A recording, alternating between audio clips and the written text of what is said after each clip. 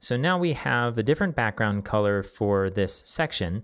The problem, if we inspect this element, and we scroll down to the bottom here to the box model, you can see that the background only applies to everything that's within the border, omitting the margin, because the margin is just saying what space should exist between this element and other elements. So the background color really should only apply inside. So how do we solve this problem? Well, I bet you have some ideas already based on some of the CSS properties that we know. If we go back to our mockup and we look at this section, we see that there's some space all around the edges. We might need to zoom in to see this a little bit more specifically, but we can see to the side, we have some padding over here and some padding over here.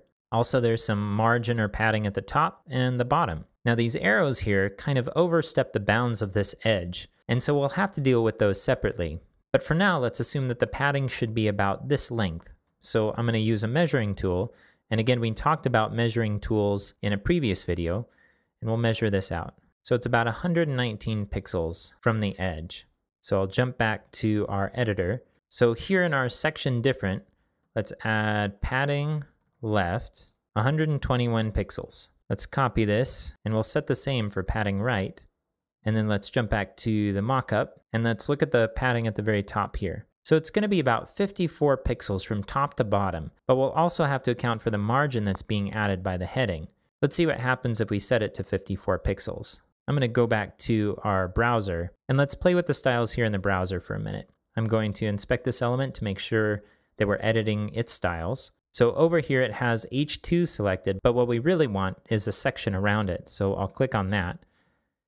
And now we can see the styles for this section. I'll click on the last value here and tab over to a new line. And let's do padding top 54 pixels. As we do that, you can see that we've added the padding, but it's a little extreme. So what we can do now is figure out what the margin is on this heading and subtract that from 54, and then we'll know what kind of padding to add on the top.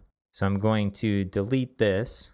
So something that's interesting is that in this browser, the margin for this heading isn't going to show up unless there's some padding set for the section around it. So let's start by adding a padding of 1 pixel.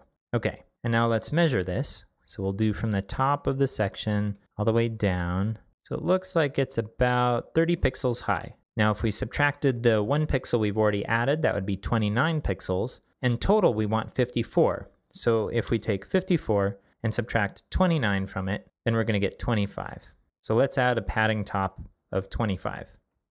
If we jump back to our mockup, that should look about right. I'm just switching back and forth. Okay.